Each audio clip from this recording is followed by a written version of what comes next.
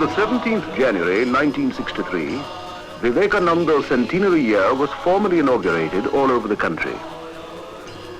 Early in the year, ceremonial processions were taken out in Madras on the occasion. Leaders of the region carried portraits of Swamiji through important streets of the city. Festive music suitable to the occasion was played and ceremonial lamps lit.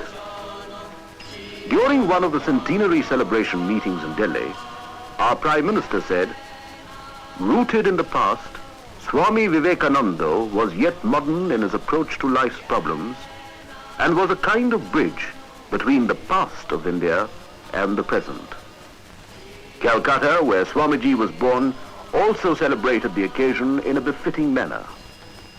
In one such meeting in Calcutta, the President, Dr. Sarvapalli Radhakrishnan, said, "Swami Vivekananda, through his message of renunciation, service and discipline, had given India the lesson of gratitude in suffering, courage in despair."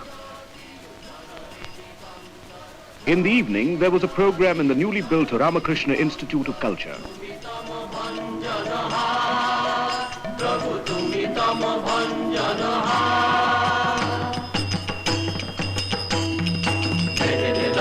रंग भंग बाजे अंग संग मृदंग रंग रंग भंग बाजे अंग संग मृदंग गाइছে ছন্দ ভগত বৃন্দ আরতি তোমার গাইছে ছন্দ ভগত বৃন্দ আরতি তোমার জয় জয় আরতি তোমার হর হর আরতি তোমার শিব শিব আরতি তোমার বন্দন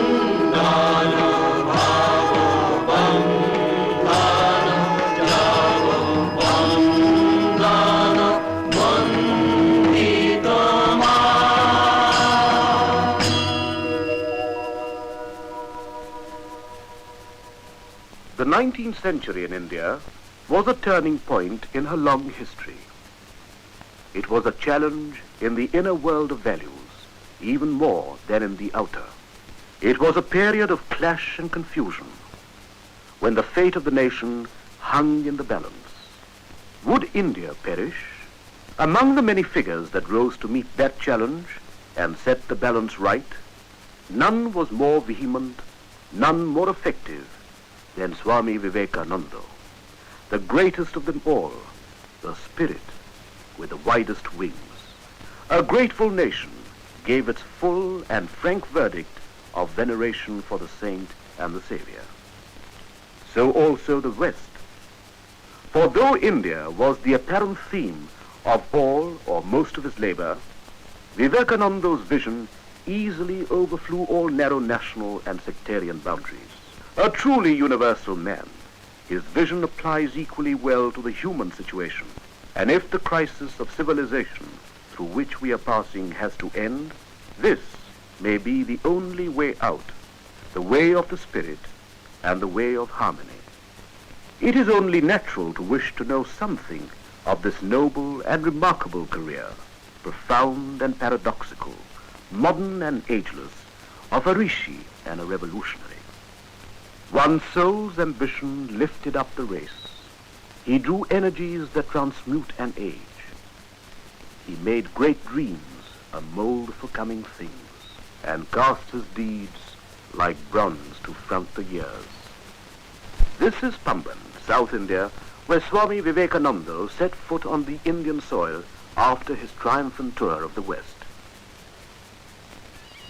This was on the 26th of January, 1897, a vast crowd waiting patiently to welcome the national hero, all of them waiting to pay their homage to Swami Vivekananda, the patriot saint, the first mighty voice of awakened India.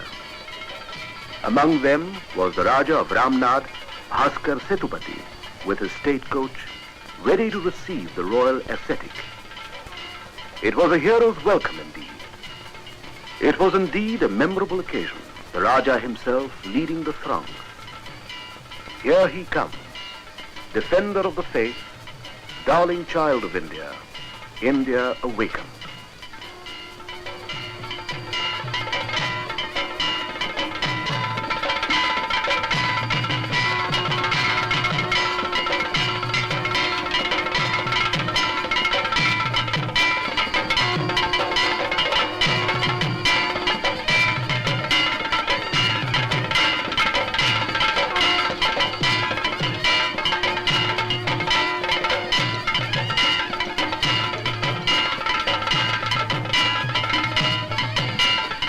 Swami was quite overwhelmed, but he took it with dignity, with humility.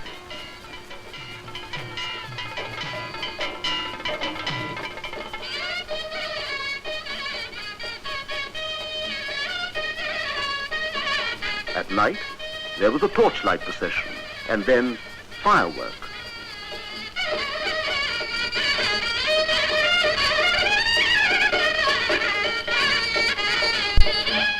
In reply, the Swami said, "This grand reception is made not unto a military general or a politician, a prince or a millionaire, but to a poor, penniless sannyasin. This shows the spirituality of India. This shows wherein lies the vitality of our nation." After the grand reception in the south, the Swami left for Calcutta, his hometown, where a grand reception was given to him. From there he began a series of inspiring speeches all over the country. My India, arise. The longest night seems to be passing away. Awake from this hypnotism of weakness. Stand up and assert yourself. Proclaim the God within you. Religion alone is the life of this country. When that goes, India will die. In spite of politics, in spite of social reforms, in spite of everything. Each soul is potentially divine. The goal is to manifest the divinity within all of us. Do it either by work or worship, by psychic control or philosophy, by one or more or all of these, and be free. This is the whole of religion. Doctrines or dogmas, rituals, books, temples, forms are but secondary details. In all his speeches, nothing was so touching and so revolutionary as his wide and natural sympathy for the poor and the fallen. Do you feel that millions and millions of descendants of gods and sages have become next-door neighbors to brutes? Do you feel that millions are starving today and millions have been starving for ages? Your ancestors have written a few philosophical works, penned a dozen or so epics, or built a number of temples. That is all.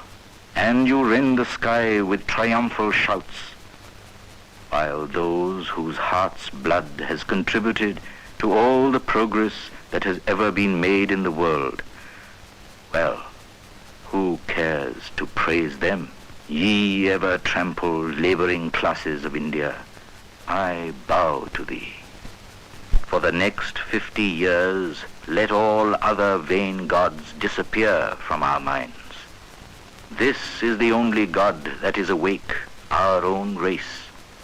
The first God that we have to serve and worship are our own people. Everywhere his hand, everywhere his feet. He covers everything.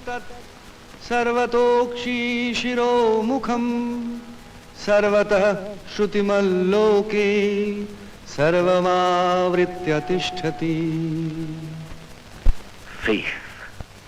Faith in ourselves. If you have faith in the 330 millions of mythological gods and still have no faith in yourselves, there is no salvation for you. Let us all work hard, brethren. This is no time to sleep. On our work depends the coming of the India of the future.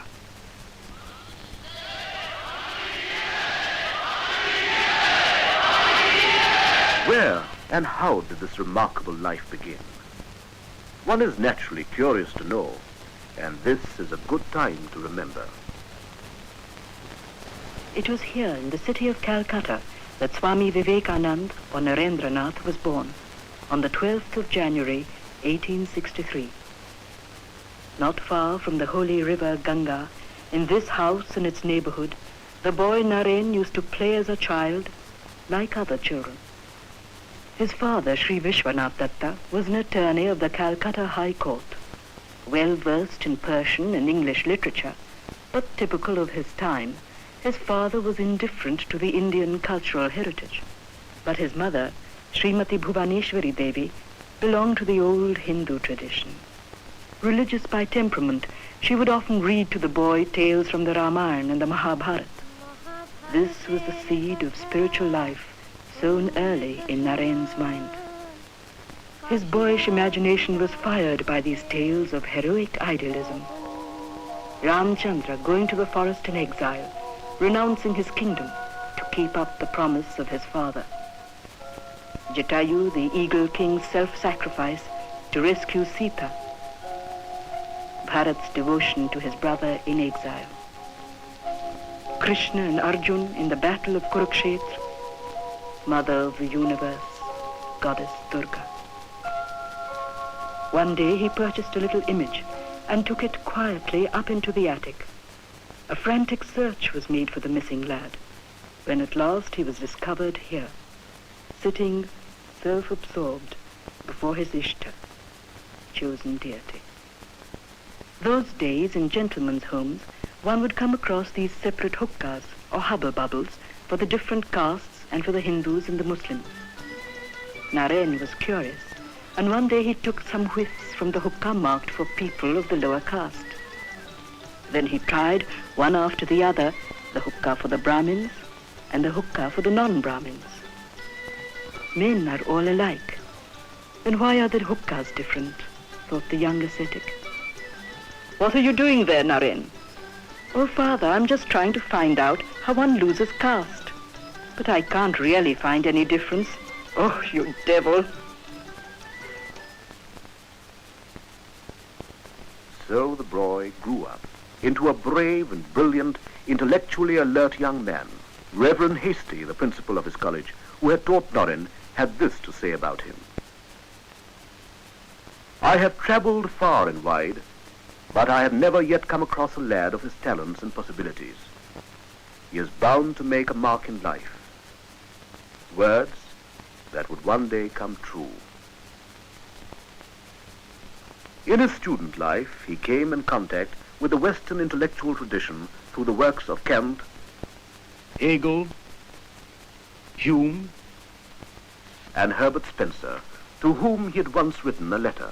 The scientific ideas and nihilistic thoughts of Western thinkers shook to their foundation the religious beliefs he had inherited. They raised such a tumult in his mind that he despaired of any final answer.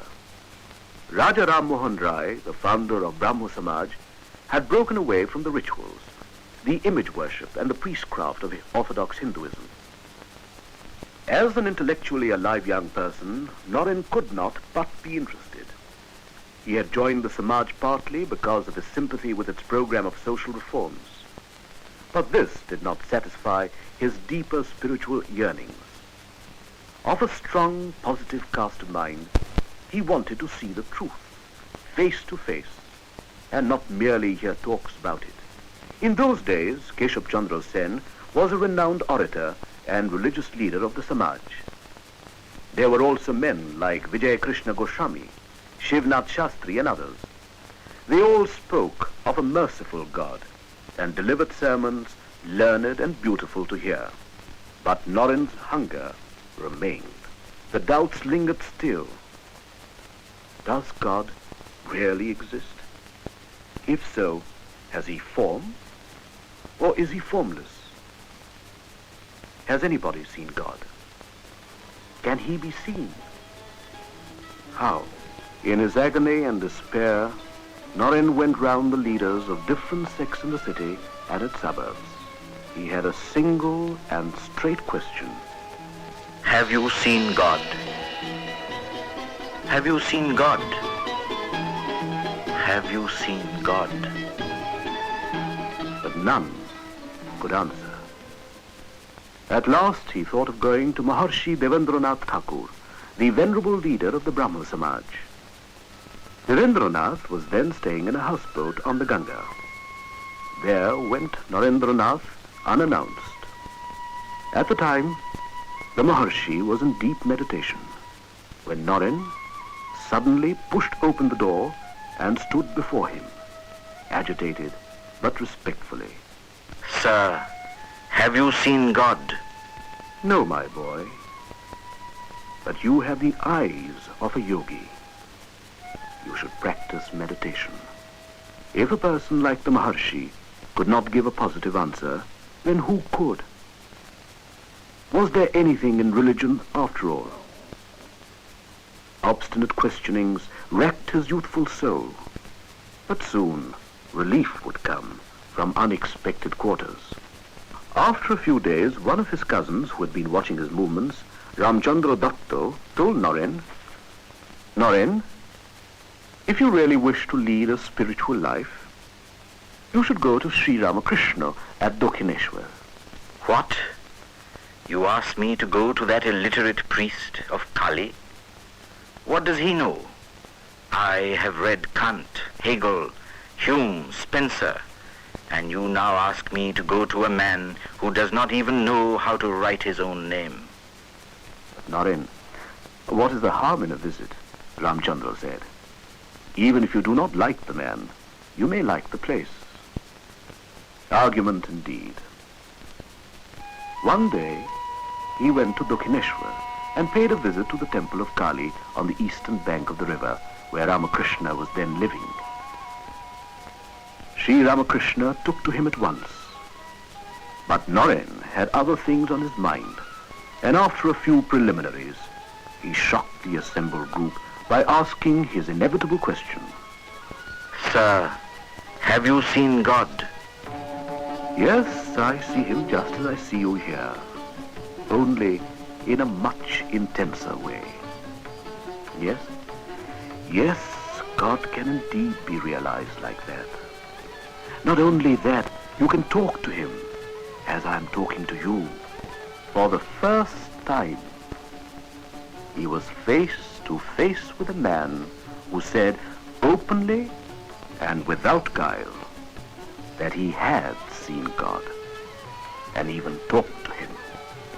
He had met his match, for Ramakrishna, though ignorant in the worldly sense of the term, had crossed the ocean of illusion and realized the supreme truth. He was a Siddha, an avatar, and he had already marked Naren for his own. Here the goddess Kali had revealed herself to her devoted child, Ramakrishna, and bestowed upon him all the divine grace of a transcendental wisdom. Kali, the mother goddess, has often been misunderstood in and out of India. The word Kali is derived from Kal or time. Hence, she is a symbol of death and destruction. In another and deeper sense, she is also the transcendence in which all mental ideas and forms disappear. In the inner view of things, she is a power of Brahman or reality. If, in one hand, she holds the severed head, in the other she offers boons and protection. Destroyer and preserver, Kali the mother is the goddess of the brave and the heroic. It was a quiet day. Sri Ramakrishna was seated on his bed, relaxed, when Naren entered and approached him. Ramakrishna was very glad to see Naren, as he always was. But the next moment, the saint had gone into a deep ecstasy. Then he muttered something and came closer and closer to where Naren was sitting. He stood up, still in ecstasy, and touched Naren's body.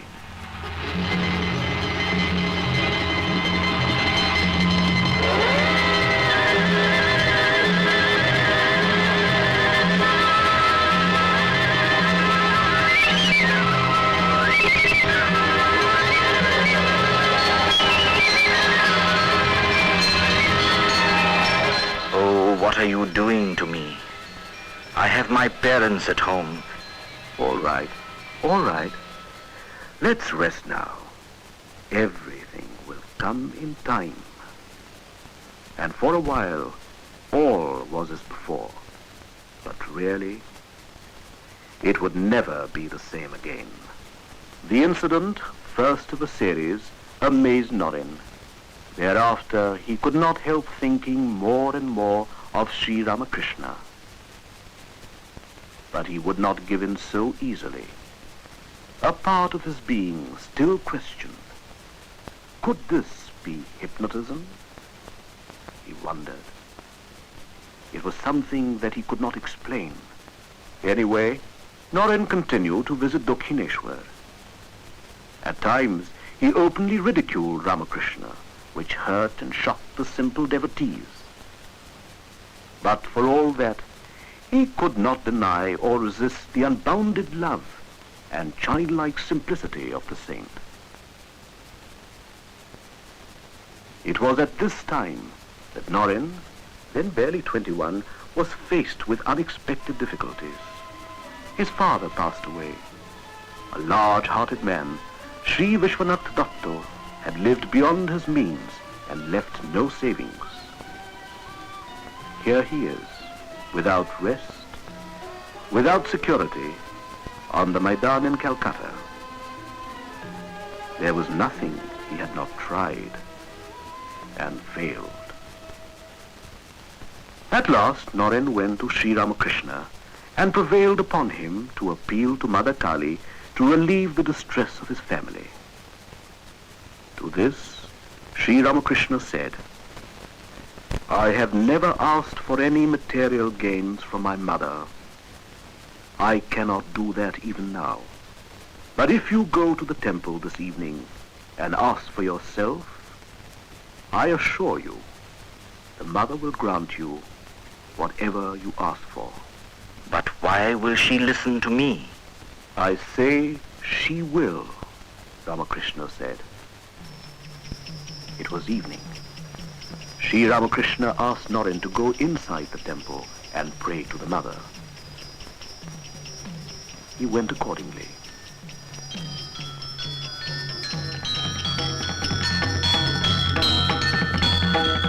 Ramakrishna asked, "Did you ask the mother to remove the distress of your family?" Naren said, Oh no, I forgot. "What did you ask for then?" asked Ramakrishna. I asked for wisdom, devotion, and renunciation. "Go and ask again." Naren went thrice, but every time, like his master, for himself, he could not ask anything. Naren had a fierce intellect.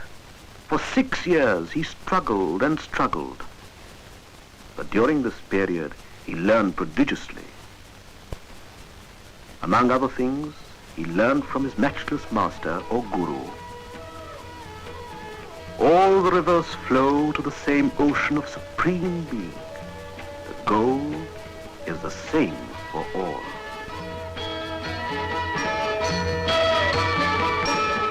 He learned that the one who is Hori to the Hindus is Allah to the Muslims.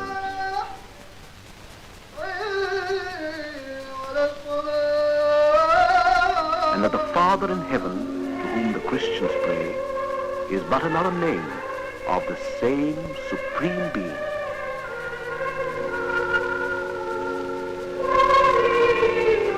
Pirnantu Vishwe Amritasya Putra Aye Dhamani Divyani Tastu Vedahametam Purusham Mahantam Aditya Varnam Tamasah Parastat Tameva Viditvati Mrityumeti Nannah Pantha Vidyate Hayanaya.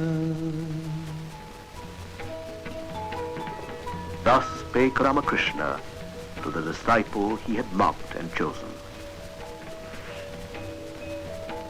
To Narendranath, his guru seemed to symbolize India's ageless culture, a living embodiment of all that was best in man and in India. From Sri Ramakrishna, he learnt that religion was not something to be merely talked about, but that it must be realized and lived out. He also learned that unity in diversity was nature's plan, and that India had a message for the world today. He must live that truth and spread the Master's message, come what may. In the meantime, Sri Ramakrishna had fallen seriously ill and had to be removed to this garden house at Kashipur in the neighborhood of Calcutta. The end was near. He advised the disciples to dedicate their lives to the service of God and man. He also nominated Naren as the head of the group.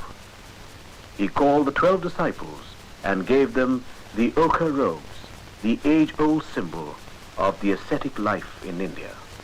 He gave some final instructions to Naren. Take care of the boys, he said.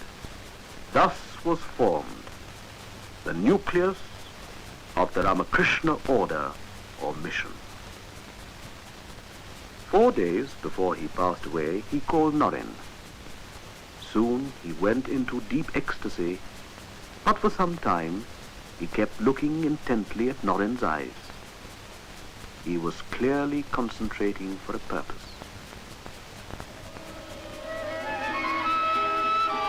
Naren felt as if a subtle force resembling an emanation of electric energy was flowing into his body. Naren, today I have given you all I had. There is nothing of my own left. Now with these you shall carry out great tasks in the world. And on the 15th of August, 1886, the Master passed away. But he had left a successor, trained for mighty deeds. After the passing away of the Master, the young disciples lived in this tumble-down house which no one else would rent. The house enjoyed the reputation of being haunted. It certainly looked its part. For their daily needs, they had to beg from door to door. Not all were as kindly as this lady here. For many days they had just rice and salt, an austere diet indeed. But they did not complain. The brave band was undaunted, and Naren kept the group going valiantly and patiently towards wider horizons of service, sacrifice, and fulfillment of the Master's wishes. Soon a break came. In India, it is customary to go on pilgrimage. The Swami felt the urge, and for some time he became a wandering monk or parivrajika. For him, it was a new experience of India and her people, and must have sharpened his sense of mission. In 1881, he left Calcutta. He first went to Benares or Varanasi, the heart of religious Hindustan. Holy its air, holy the very dust of the city of Shiva. In the temple of Vishwanath, he glimpsed eternal India, ageless, the same forever. They come from all over the country, speaking different languages, following different customs. Here, the Swami could feel the source of Indian unity, the unity of culture and religion, her wide toleration and deep understanding of the ways of the spirit. Sometimes in the evening, the young Swami would sit here on the river ghat.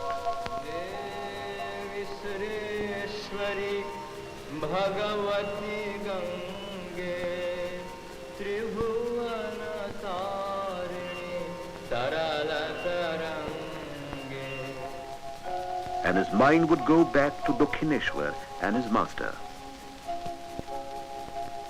He also paid a visit to Ajodhya, sacred city of Rama, and Vrindavan, city of Krishna. Pushkar, the legendary birthplace of Brahma himself. Rishikesh, land of ascetics and spiritual seeking down the ages. Yasya samudram rasaya sahahu, yasya maha pradisho yasya bahu, kashmai devaya havisha vidhema. He saw the exquisite paintings of Ajanta, the rock-cut temples and sculpture of Ellora, the Buddhist stupa at Sanchi, the shrines of Bhuvaneshwar, the famous Sun Temple of Konark, and he felt within himself the imperishable heritage of India, mighty voices of silence whispering their deathless enchantment. From all these, he drew fresh inspiration. Hastinapur or Delhi, where the fate of so many empires has been decided at one time or the other, rich in Mughal remains, forts, turrets, mosques, palaces, the splendor of its architecture impressed the Swami. Taj Mahal, splendid symbol of the love of Shah Jahan for his beloved Mumtaz Mahal, a lover's gift, a poem in marble. He visited Fatehpur Sikri, the dream city of Akbar, where the emperor had nursed hopes of a universal faith in Din Ilahi.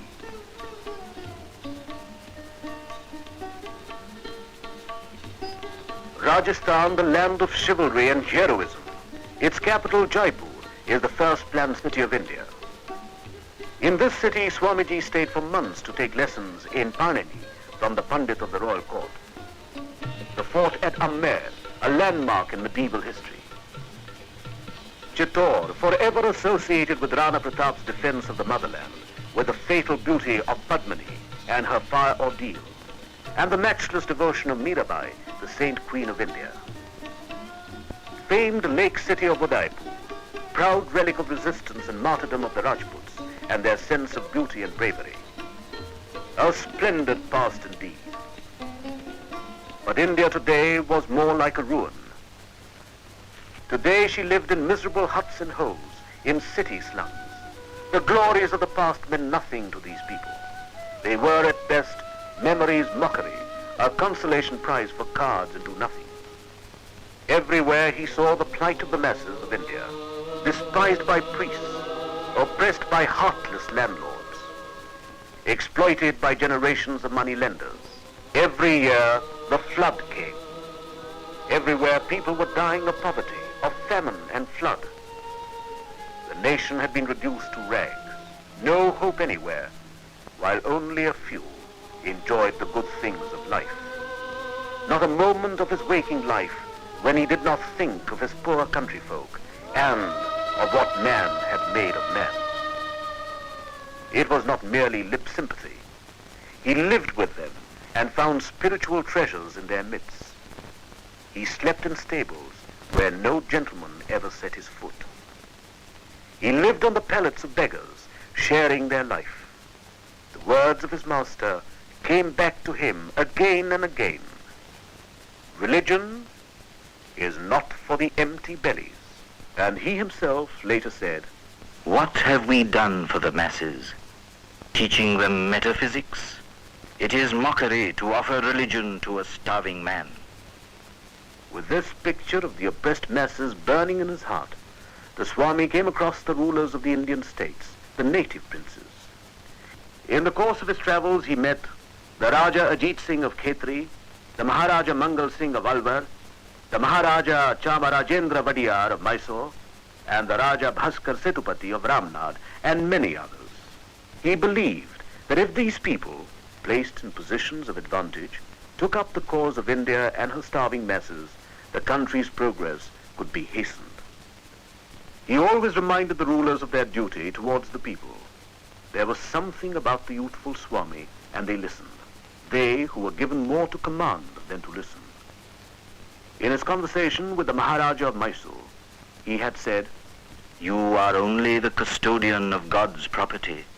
You should use it only for the benefit of God's children, that is, the people. The Maharaja of Mysore was inspired to introduce necessary reforms in his state. These encounters were not without their dramatic moments. Once in Alwar, the Maharaja Mangal Singh met him at the residence of his Divn.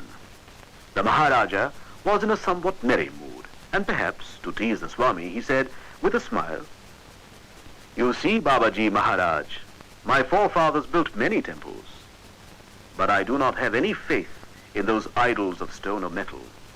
The eyes of all present were fixed on the Swami. What would he say? He asked a counter-question, harmless enough to begin with. Divanji Sahib, whose picture is that on the wall, please? The Divan replied, "It is the likeness of the Maharaja, Swamiji." Please bring down the picture, will you? And the picture was brought down. Now spit on that picture, Divanji. What is it, Divanji? But a piece of paper? Why can't you spit upon it? I say, spit. Spit upon it. Any one of you may spit upon it. What are you asking me, Swamiji? It is the likeness of our Maharaja. Don't you know that? But surely the Maharaja is not bodily present in the picture. It does not contain his flesh, blood and bone. It is, after all, an idol or an image. Yet you respect it as if it is your Maharaja himself.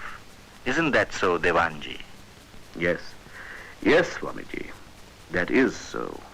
See, Your Highness, though the picture is not you in one sense, in another sense, it is you. They all look upon this picture with as much respect as they would upon your person. So, when men worship the image of God in stone or metal, they do not say or think, "O stone, I worship thee. O metal, be merciful." They worship the divinity inherent or represented in these forms. The Maharaja admitted, "Swamiji, you have opened my eyes. Forgive me that I ever spoke to you like that. Forgive me." Such was the Swami's unconventional method of bringing a great truth home. But the Swami never stayed at one place for long. No Parivrajika ever does. He traveled through deserts, forests and mountains and vast fields. He learned a thing or two as he went along. This is Khetri House in Jaipur, where a little dancing girl taught him a lesson in humility and understanding. In his honor, the Maharaja of Khetri had arranged a song and dance recital. The gathering, including the Maharaja, was waiting for the Swami. One of the courtiers had been sent to bring him. As the officer conveyed the invitation, the Swami said, It is quite unbecoming for a sannyasi to attend the performance of a dancing girl. When she learnt what the Swami had said, the girl was deeply hurt. Overwhelmed by emotion, she soon started to sing a bhajan by Surdas. She has never sung like that before.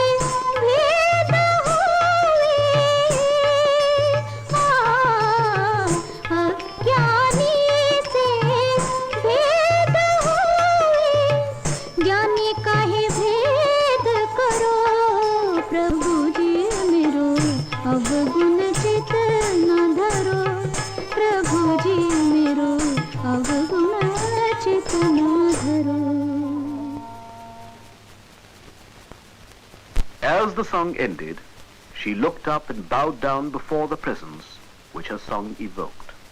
Swami's reserve was broken. He spoke to the girl with humility and admiration. Mother, I beg you to forgive me. You have opened my eyes.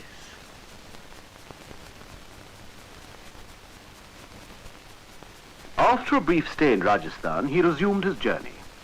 Now he proceeded towards the south by way of Gujarat and Maharashtra. He traveled in day and night till he reached the Meenakshi temple of Madura, eloquent of the faith of the people and Dravidian architecture.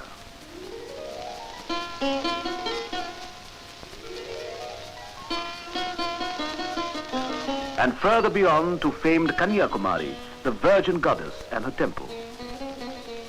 There he prostrated himself before the goddess. After a time he came out to the sea beach, where the waves tossed and tumbled. But a greater tempest was going on in his mind.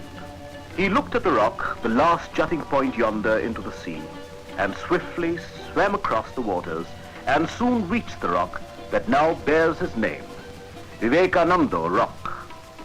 There the panorama of Indian life and history flashed through his mind, a record of glory and shame, of past splendor and present wretchedness.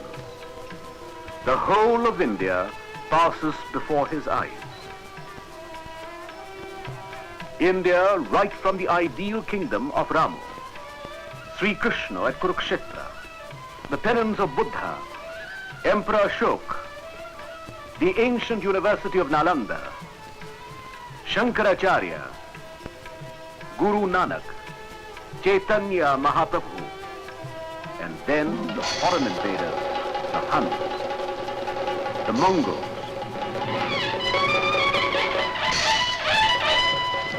the Portuguese, Battle of Plaza, and the English. A long, dark age of foreign domination. The vision of India was not without a meaning. There was work for him to do, not merely to contemplate the unchanging and the everlasting. The present called him urgently. It was not religion that had been the cause of the country's downfall. Indeed, true religion was nowhere being followed.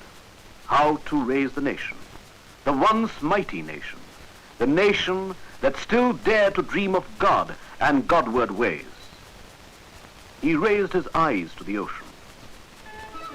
The image of his master floated back, giving him new hope and a sense of direction. He would appeal to the world on behalf of India. He would go to America. The East and the West, the new and the old, must know each other and help each other. Another chapter was opening in his and the world's history. On May the 31st, 1893, the Swami sailed for America by way of the Pacific. But he had no fixed idea or program. It was a leap into the unknown. He had heard vaguely about a parliament of world religions to be opened someday somewhere in America. He sailed by way of Ceylon, Penang, Singapore, Hong Kong, Nagasaki, Kobe, and then traveled by land to Yokohama to board the ship again. Artistic and industrial Japan impressed him.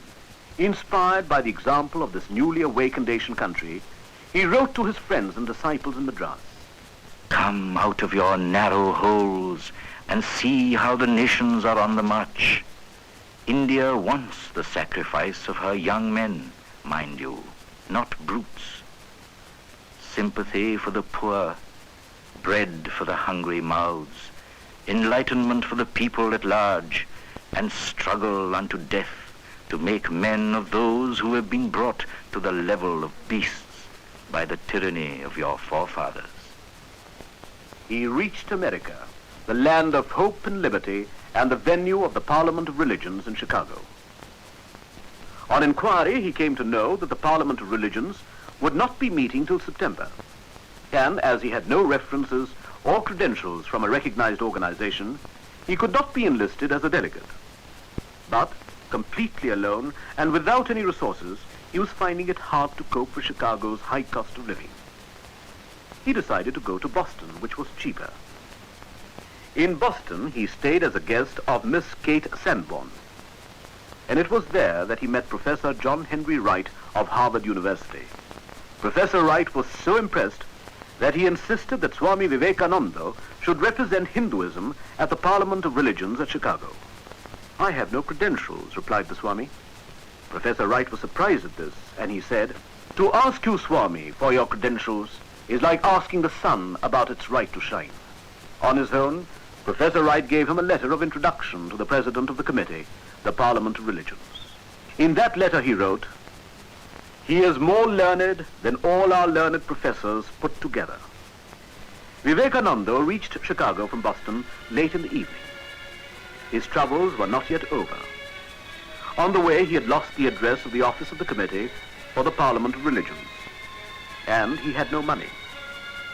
Unable to find any other way of passing the night, he stayed like this, in a boxcar in the railroad freight yard. He walked along Chicago's fashionable Lake Shore Drive. Hungry and weary, he knocked at several doors, but these would not open. Completely worn out, he at last sits down on the sidewalk, not knowing which way to turn. And then, suddenly his luck turned. From a window on the other side of the road, a lady saw him. Excuse me, are you a delegate to the Parliament of Religion? The good lady was Mrs. George W. Hale. She looked after his needs and later took him to the office of the Parliament of Religions. The Parliament of Religions opened on September the 11th, 1893. On the opening day, the Hall of Columbus was packed to the full. On the dais sat some of the best-known representatives of world faiths. Practiced orators, they all spoke eloquently about their own faith. At first, Vivekananda felt a little nervous. Silent and prayerful, he sat, the observed of all observers. It was in the afternoon that Vivekananda first addressed the Congress, and through it, the world. After a short prayer to Saraswati, the goddess of speech, he started to speak. The words came, words that would soon go round the world.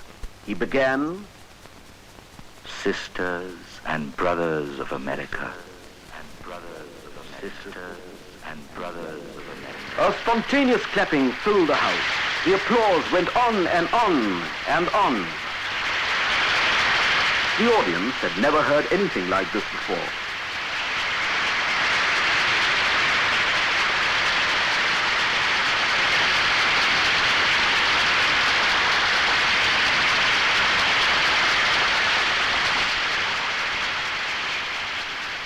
Sisters and brothers of America, I thank you in the name of the most ancient order of monks of the world. I thank you in the name of the mother of all religions. I thank you in the name of millions and millions of Hindu people of all classes and sects. I am proud to belong to a religion which has taught the world both tolerance and universal acceptance. We believe not only in universal toleration, but we accept all religions as true. Here are a few lines which are repeated every day by millions in my country. Ruchinam Vaichitrat Rijukutilana Pathjusham Nrinameko Gamyastvamasi Paisam Arnavaiva. As the different streams reach the sea, the different paths that men take through their different tendencies all lead but to thee. It did not matter what else he said. The audience was at his feet. Vivekananda had come, he had spoken, and he had won. Upon the banner of every religion will soon be written, in spite of resistance, help and not fight, assimilation and not destruction, harmony and not dissension. The Swami had not come to criticize only. His admiration of the new world was frank and unstinted. Hail, Columbia, the motherland of liberty. It has been given to thee to march as the vanguard of civilization with the flag of harmony. His speech had been like a tongue of flame. Everybody else was forgotten by his commanding and spectacular performance. The papers were full of him. They wrote, "He is undoubtedly the greatest figure in the Parliament of Religion. After hearing him, we feel how foolish it is to send missionaries to this learned nation. He was a hit of the season, even if they could not spell his name correctly." A picture of Swami Vivekananda, called the Hindu monk, was displayed on the streets of Chicago. People passing by paid instinctive homage to the presence. Previously, he had nearly succumbed to poverty. Now it was an opposite danger. He was about to be smothered by riches and attention. At night, he could not sleep on the soft bed that had been prepared for him. Rolling on the ground and thinking of his countrymen and their lot, he cried,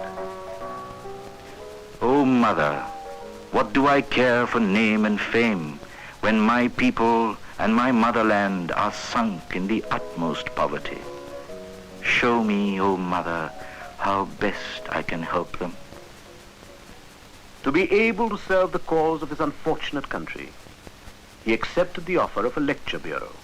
He thought that through the lecture bureau, he could spread his ideas more effectively. He toured extensively.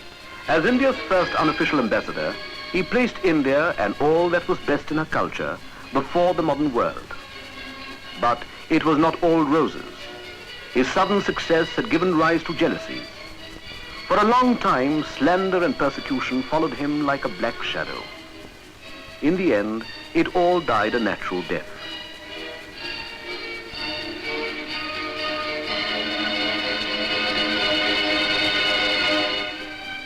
He toured with the lecture bureau for 6 to 8 months in different places and delivered a series of inspiring speeches. While lecturing in a church, he said, "Let me tell you, brethren, if you want to live, if you really want your nation to live, go back to Christ. You are not Christians. No, as a nation you are not. Go back to Christ. Yours is a religion preached in the name of luxury. You cannot serve God and mammon at the same time. Better be ready to live in rags with Christ than to live in palaces without him." Do I wish that the Christians would become Hindus? God forbid. Do I wish that the Hindus or Buddhists would become Christians? God forbid. The Christian is not to become a Hindu or Buddhist, nor a Hindu or Buddhist to become a Christian, but each must assimilate the spirit of the others and yet preserve his individuality and grow according to his own law of growth. But he soon cut off all connections with the lecture bureau and began to speak, free of any charges, an unusual thing to do in the United States. Soon he became the friend of eminent men and women like Professor William James of Harvard, great scientists like Nikola Tesla and Lord Kelvin, philosopher Ingersoll, John D. Rockefeller Sr., Leo Landberg, Francis and Betty Leggett, Sister Christine, Mrs. Olibull, with Mr. J.G. Goodwin, who gave his all for the Swami's cause, and Mrs. Ella Wheeler Wilcox, the noted American author, Madame Emma Calvé, the great opera star of the two continents. At the time, she was passing through an emotional crisis. She even tried to take her own life. Thrice, she left her house to drown herself, and each time, as though in a daze, she found herself in front of her friend's house, where Swamiji was staying at the time. Finally, she ventured into the house and in the veranda. All of a sudden, a deep and sonorous voice rang through. "Come, my child. Don't be afraid." I moved towards the study door, when even without lifting his eyes, the Swami told me of my secret problems and anxieties, which I knew were not known even to my closest friends. It seemed miraculous, even supernatural, but his words were of great solace to me. I was overwhelmed, and I knelt down. An inner door seemed to open before me. I was at peace with myself for the first time in so many months. It was during this busy period that he found time to write works like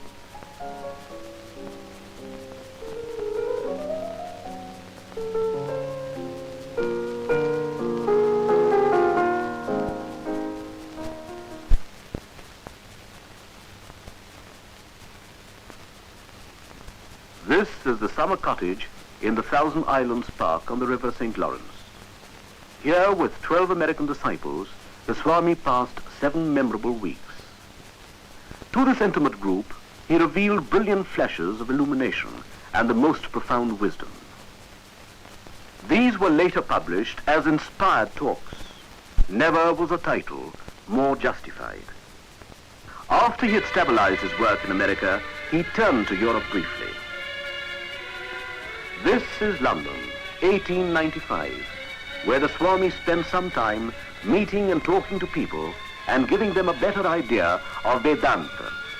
His greatest acquisition in England was without doubt Miss Margaret Noble, a name that will always be remembered with gratitude while India lasts. England also gave him Mr. and Mrs. Sevier.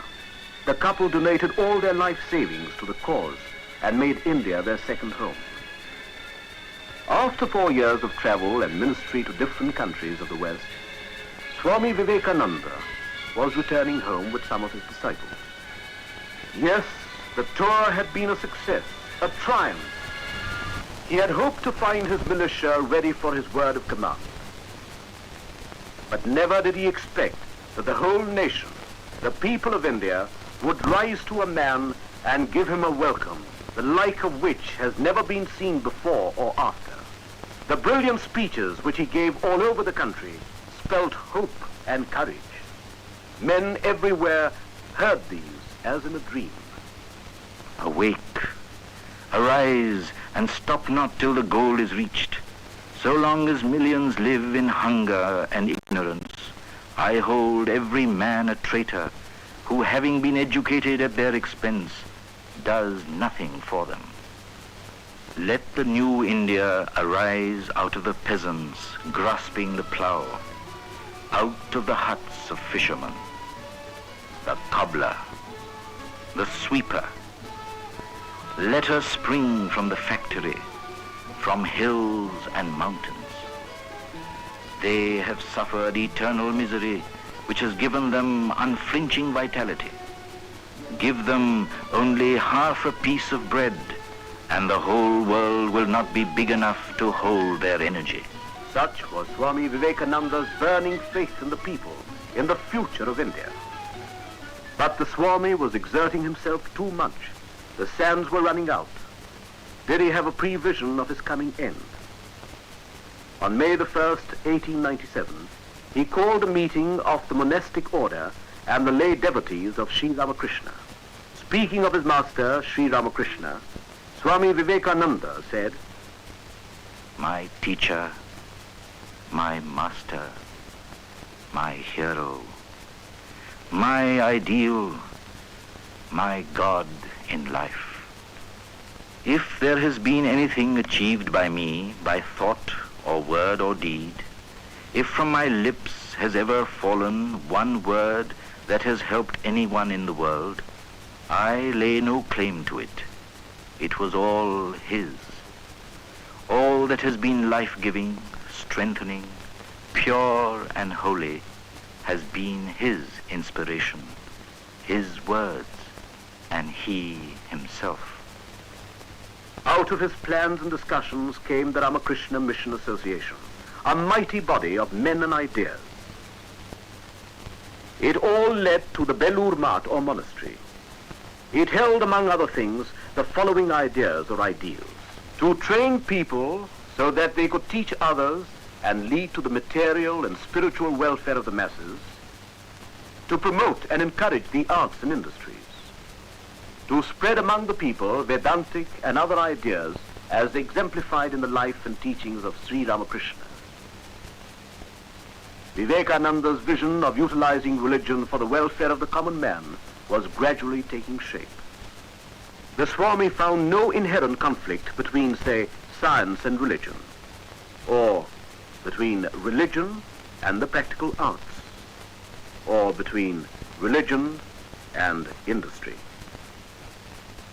He sent Swami Ramakrishna to organize the center in Madras and others elsewhere.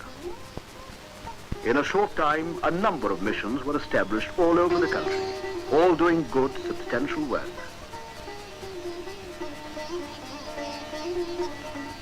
Nor did he forget the West. He sent Swami Saradananda and Swami Abhedananda to carry on the Vedanta teaching in the West. Thus, several active centers came into existence in New York, San Francisco, Hollywood, Tobacco Canyon, Los Angeles, London, Paris, and elsewhere. But Swami Vivekananda not only sent people abroad, he welcomed a few home and trained them for work. The most outstanding of these was Miss Margaret Noble from England, the first Western woman to be received into an Indian monastic order. The Swami gave her a new name, Nivedita, or the dedicated one. Never was a name more justified. She soon started a school for girls. At first, not many came, though the teaching was free. Later, it became an institution. This is how the school looks today, one of the best and a fitting memorial to Sister Nivedita's work for Indian children. But the Swami's health was causing anxiety. The strain had begun to tell. His Western disciples suggested a trip to America. He went, but there was no rest in his vocabulary. His health did not improve, and he returned to India unannounced. In spite of his shattered health and living under serious restrictions, he had little or no rest. Visitors from all over India and abroad came to see him constantly. One of these was Mahatma, or Mr. Gandhi from South Africa. Unfortunately, the Swami was then not at Belur, and the two could not meet. What a loss, my countrymen. Once Pandit Sakharam Ganesh Deuskar, well-known editor of Hitavadi, came to see him with a few friends. Coming to know that one of them was from the Punjab, the Swami started to speak about the food situation there, which was then acute. It was a short interview. At the time of leaving, one of the gentlemen expressed a regret. "Sir, we have come with great expectations to hear some religious talks from you. Unfortunately, our conversation was taken up with commonplace matters." At this, the Swami turned grave and said, Is the concern over my people a commonplace matter? Sir, so long as even a dog in my country remains without food, to feed and take care of him is my highest duty. Anything else I consider as non-religion or false religion. Swami Vivekananda thought not only about the men of India, but he had given deep and anxious thoughts to the problems of Indian women. A bird cannot fly with only one wing, he used to say. He looked upon Sharada Devi, the consort of Sri Ramakrishna, as the ideal of Indian womanhood. He dreamt of a convent to be run on the lines of the monastery at Belur. He did not live to see the dream come true, but now the convent, Sharada Mat, is a reality. But Swami Vivekananda's thoughts were confined not to India alone. It included the whole world and the civilization. I belong to India just as much as I belong to the world. I love India. But every day my sight grows clearer. What is India or England or America to us? We are servants of God. The East and the West may make their full contribution to the perfection of humanity, and the last civilization of the world may be a civilization not of struggle and warfare, but of peace and charity and harmonious cooperation to a great end. He knew that the end was near. On July 4th, 1902, the 11th day of the moon, he fasted following the orthodox rule. That day, he insisted on serving the meal to his disciples. After the meal was over, the Swami stood by to pour water on the hands of the disciples. At this, Nivedita protested. It is we who should do these things for you, Swamiji, and not you for us. But Jesus washed the feet of his disciples.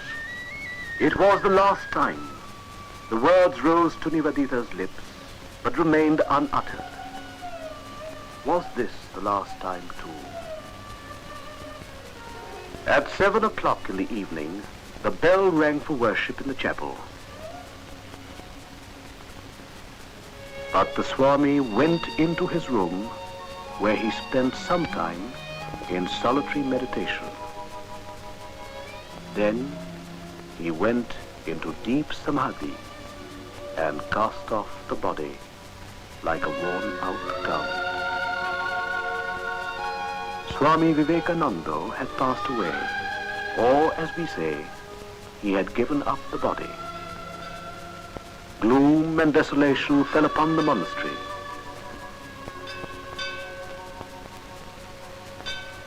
But beneath it all, the voice of the leader went on, an undying inspiration for ages. Friends, I do not seek my personal salvation. May I be born again and again to suffer 1,000 miseries, so that I may worship the only God I believe in, the sum total of all souls. And above all, my God the wicked, my God the miserable, my God the poor of all races and all species, is the special object of my worship. The entire country was plunged in sorrow and despair. But would India ever forget Swami Vivekananda and his winged words? The future would tell. 3 years after Swami Vivekananda had passed away, the revolt of Bengal in 1905 was a prelude to the All India movements.